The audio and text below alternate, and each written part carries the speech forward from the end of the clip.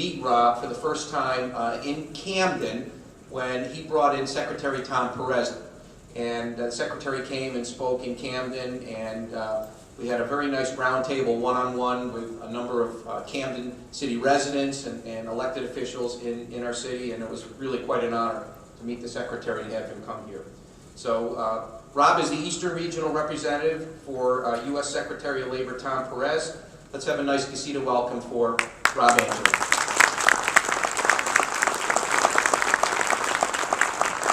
Good morning, everybody. I want to thank Jeff and the board for having me here, and my colleague, Holly O'Brien. I'm Perry for all the work over the years for this event. Thank you for that.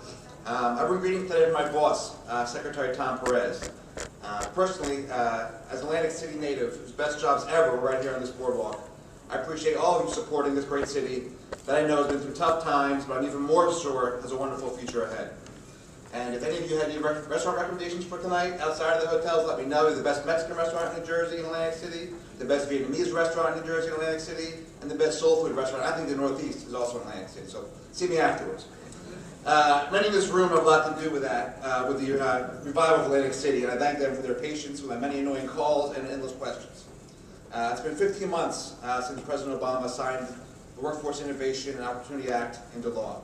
The law does a lot, but perhaps most importantly, it saved Jeff Schwartz and Frank Philippek from having to cover the original name for the conference today, the Innovations and Opportunity Conference. Seriously though, I don't need to tell anyone here that WIOA is the most significant reform of our workforce system in 15 years. The Secretary likes to call our Eisenhower moment. Just as President Eisenhower made forward-looking investments in our physical infrastructure with the interstate highway system, today we're making historic upgrades in our skills infrastructure. We take job seekers where we find them, connecting them with the services they need, guiding them into the right lane. A young person who dropped out of high school can enroll in an apprenticeship program that puts him or her on a career pathway. A mom who lost her job and is downsizing can get child care that allows her to complete training in a high-demand occupation. The O in WIOA, and in the conference program, stands for opportunity. And we are creating and expanding opportunities for millions of people nationwide. Across the country, at the state and local level, workforce, education, and economic development leaders are coming together to build a more integrated system. We're doing the same kind of stovepipe imploding in the federal level. It's not just Department of Labor and Department of Education working together. It's also HHS, it's HUD, the Departments of Agriculture, Commerce, Energy, and Transportation, all of which have workforce programs. We're breaking down barriers, building on each other's best practices, so we can provide better services to workers and businesses alike. We know this won't be instantaneous or easy. One of the important tools I just talked about that's baked into WIOA is apprenticeship. We know that we've underinvested in apprenticeship, especially compared to global competitors who have a robust system of apprenticeship. And my boss and a lot of folks at Dept have spent a lot of time in Europe, in Germany, and Switzerland talking about their apprenticeship programs and how to make that such a part of the culture here in America. The department just made the largest historic investment on expanding apprenticeship through $175 million in American apprenticeship grants. Believe me, there aren't many people in the state who are more disappointed than I was. New Jersey wasn't part of that, but I know this is just a down payment on apprenticeship, with more investment to follow. And I know the apprenticeship landscape in New Jersey is fertile, with or without this round of grants. The President set a goal to double the number of apprenticeships in the United States to 750,000. We're making progress on that goal with your help, adding 55,000 apprenticeships the past year, and are currently count 430,000 active apprentices nationwide. Apprenticeship works. We know this. There's a massive return on investment for everyone who puts skin in the game. Apprenticeship helps more workers punch their ticket to the middle class, and it gives more employers a top-notch, state-of-the-art workforce to stay competitive. The average starting salary for an apprentice graduate is $50,000 more than one who's not. And he or she, who'd like there to be more she's than ever before, will earn $300,000 more on average in wages and benefits than those who don't apprentice. Traditionally, though, apprenticeship hasn't been nearly prominent enough. Over the years, the labor movement has led the way in using apprenticeships to produce remarkably skilled people, especially in the building trades. This has been extraordinary work that has strengthened our economy and our middle class. There's their joint training model and their innovative labor management partnerships that have given apprenticeships such an impressive return on investment. It's tough as an employer to say, I'm going to invest money in some employee who might not work for me, who might work for my competitor.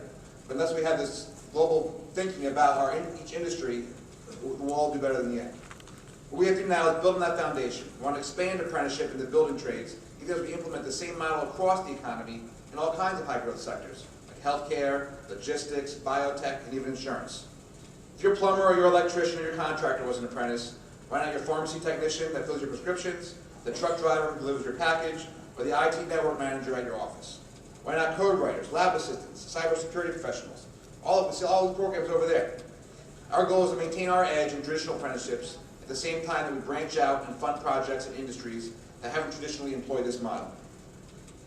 I know the focus of the conference is the past couple of years is WIOA and its implementation, and how committed everyone in this room is to making sure workers have the skills they need to succeed. That the unemployed are able to find the work and enjoy the dignity gainful employment can bring. But the quest for dignity in the workforce does not end with getting a job. Dignity comes when workers are paid the proper wages and the overtime they are due. Dignity comes when a worker doesn't fear for their safety when they start their day. Dignity comes when a worker receives stable income through the retirement plan. Dignity comes when all workers, regardless of their sex, national origin, immigration status, or other factor, are afforded the same rights in the workplace as everyone else.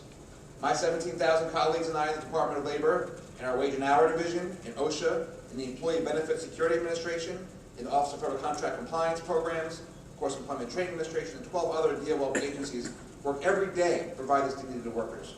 We're guided by our mission, which in case you haven't memorized it yet, right in the back of my car, which hopefully we'll get later, is to foster, promote, and develop the welfare of the wage earners, the job seekers, and retirees of the United States, improve working conditions, advance opportunities for profitable employment, and assure work-related benefits and rights.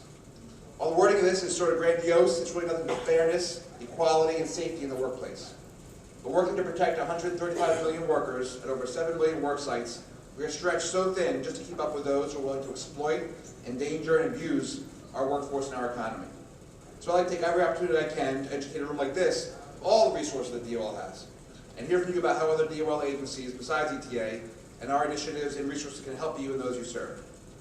I don't want anyone here today to think that what they do every day is just help someone get a job. While that's the immediate impact of what we do, the effect is far-reaching. We were in Camden with Secretary Perez back in August at the Youth Build. This event focused on serving at-risk youth and ex-offenders. Camden County Police Chief John Scott Thompson told the Secretary, the best way to stop a bullet is with a job. I am the chair of the Regional Interagency Council on Homelessness, and I know the best way to remove yourself from homelessness is with a job. The best way to improve your health and the health of your families is with a job. So I say to everyone in this room, what you do every day is just finding someone a job.